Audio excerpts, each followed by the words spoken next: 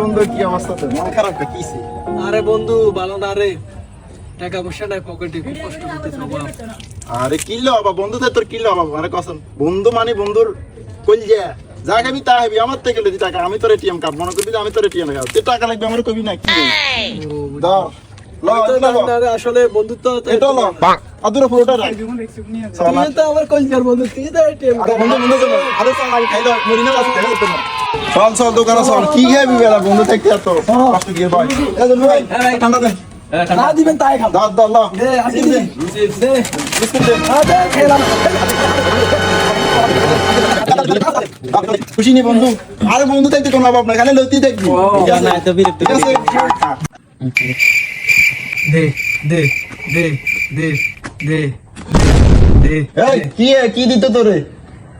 কি রে, আমি তো ঘুমাতলা দেখতে তুই আমাকে টাকা দিতেছ। টাকা? ও তোরে দিলে 100 টাকা দিছি আজকে 3 মাস, তুই ওই টাকাগুলো আমারে দিতেছিস না।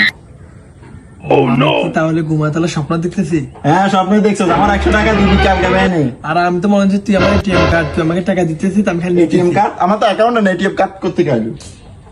কালকের মধ্যে আমার 100 টাকা দিবি, ঘুমাতে না দে দেখো চাউন ঘুমতা, কালকে সকালে দিবি 100 টাকা ঘুমতা। Patience is waning.